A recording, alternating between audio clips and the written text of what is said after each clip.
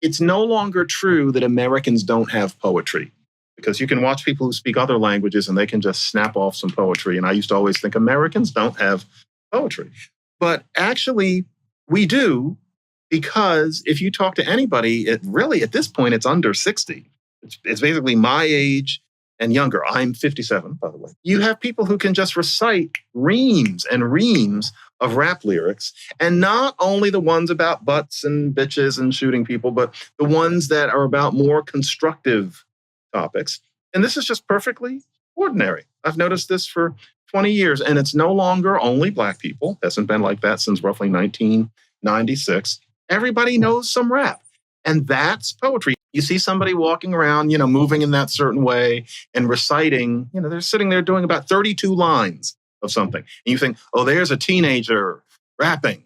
But no, that teenager is doing the same thing as the Bryn Mawr girl who could recite Edna St. Vincent Millay 100 years ago. It's just a different feel of poetry, but it's poetry. So I was just saying, America is hooked on poetry. It's just that it comes from a very different place than it used to. I thought when I read that, well, I came along before hip hop. I mean, my teenage years were the 1960s.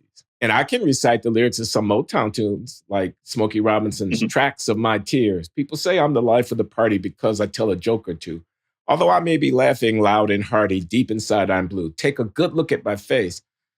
Oh, wait a minute. I forgot what comes next. Take a good look at my face. You'll see the smile. Look a little bit closer and you can trace the tracks of my tears. Anyway, you see what I'm saying? Mm-hmm. Every generation, I'm sure it's true of my parents' generation, that they could recite the lyrics of the popular tunes of their day. Rap is popular music of America, and it's a big chunk of popular music of America, and people can recite the lyrics. You don't think people can recite country lyrics? I'm sure they can. Do they rhyme? Is it poetry? Okay, let's not argue about what's poetry. It looks a little inflated, the claim that hip hop has saved poetry, if you put it in that context, which is that when you're 17 years old and you got a crush, and the song that you listen to before you go to sleep every night, which makes you long for the object of your affection, you're going to know that song when you're 60 years old.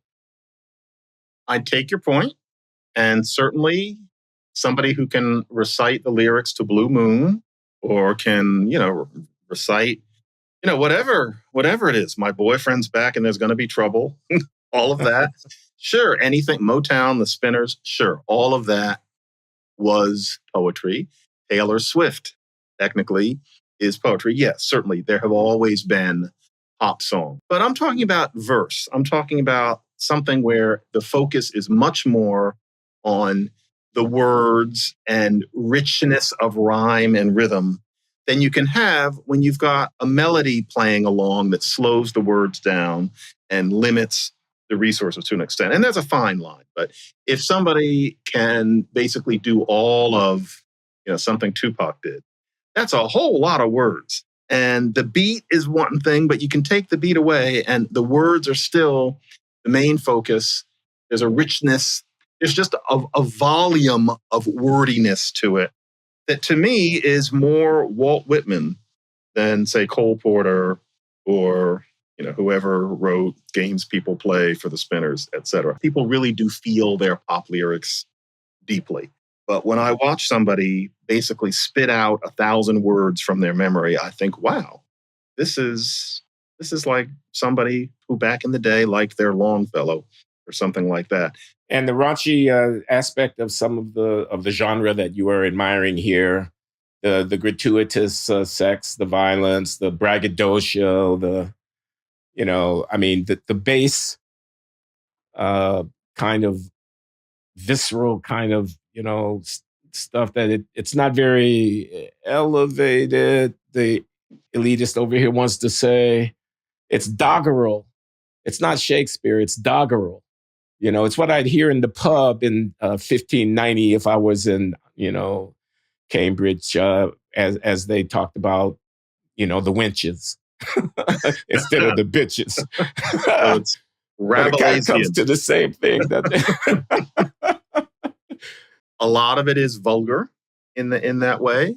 And there are all sorts Yeah, of things vulgar. That was the word I was looking for. that can be said about that. But if the vulgarity, and boy, you have to be careful with this stuff today in particular, but if the vulgarity is richly depicted and cleverly rhymed, you can make art out of that. If you're thinking about rap, and it's 1996, the first thing you think of is all of this guns and bitches and hoes and money and all of that. That was the stuff that sold the best. That was the main stuff. That's changed. That's an old conversation. That started changing when the quote unquote conscious rappers became mainstream rappers. And so Kendrick Lamar isn't writing about shooting people in the face. That's not what he does. And so we have to be careful not to have a conversation of 1998. Conscious rap is mainstream now.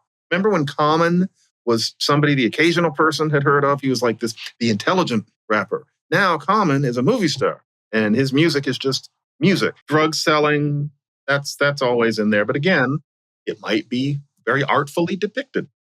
Richard Wright, James Baldwin, Claude Brown, Man-Child on the Promised Land. Well, then how come you can't put all of that to rap? Especially the last person I mentioned. It deserves respect. Poetic work, linguistically interesting work. Yeah. You ever gone through the Jay-Z book? Like it's all the confrontational cadence. He knows all, and that's the flavor. But there's a lot in there. It's an anthology of something somebody put a lot of work into. If you don't keep up to an extent, after a while, it starts to affect the validity of your contributions. I just try very hard not to utterly reject anything unless I really can't stand it. Because there's a younger generation nipping at your heels. And if you have no idea, you start to miss stuff. I want to at least try to be in their heads.